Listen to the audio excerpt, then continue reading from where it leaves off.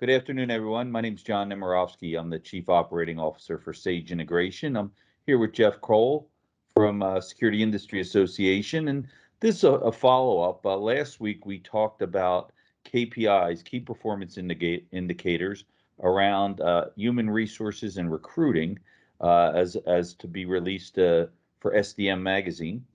This week, we're going to talk about several other KPIs that impact business, sales, and financial. But in this segment, we're going to talk about business or operations key performance indicators and why they're important to measure. The first one I'd like to talk about is utilization rates. And what is utilization rate? They're usually used to measure our technicians and project managers. And with the thought that there's 2,080 hours in a year or 160 hours in a month, what percentage of that are your technicians or your project managers charging to service tickets or to projects? So that utilization rate needs to be a healthy 90+% to know that you have the right head count in your business. You can't measure utilization without measuring efficiency. As we talk about efficiencies rates in business and operations, this is a project where you may have 400 hours and your project manager and team of technician or teams of technicians go out to the site, and their goal is to finish it in less than 400 hours, the allotted hours to do that project. So efficiency and utilization should only ever be measured together. And then as you start to bring that utilization efficiency together, measuring your job closeout percentage. So you have a project, as we talked about, with 400 hours and maybe $100,000 worth of equipment, and are you managing the budget of that? So when the job's complete, did you make more money than estimated or less money than estimated? This could be because of technicians were more efficient and they got it done in 350 hours instead of 400. It could be because your purchasing team purchased the products more cost effectively than originally estimated. So measuring job closeout month to month is critical, and it ties in your utilization efficiency. Next, I'd like to jump over to service. And as you start to measure service, obviously you're measuring your utilization, but it's one of the key performance indicators that I always like to measure in business in regard to service is return trip percentage. And having this percentage be less than 3% is a critical ratio.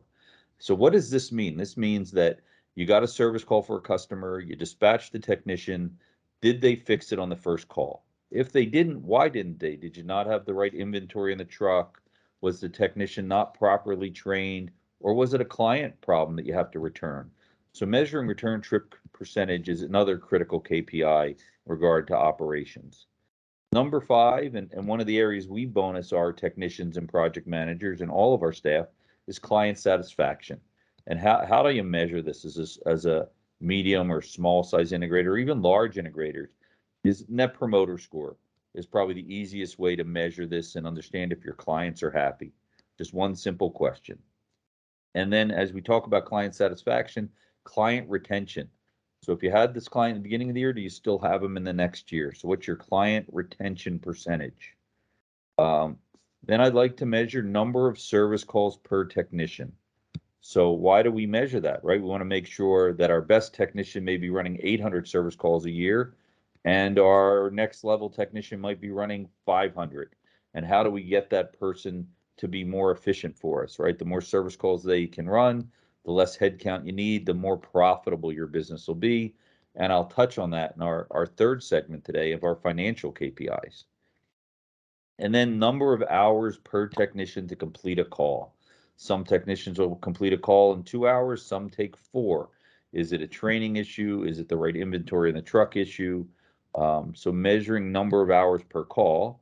And then the other factor is you start to measure that. You can't measure that without measuring average miles traveled per call, right? That'll dictate, the number of hours to complete the call.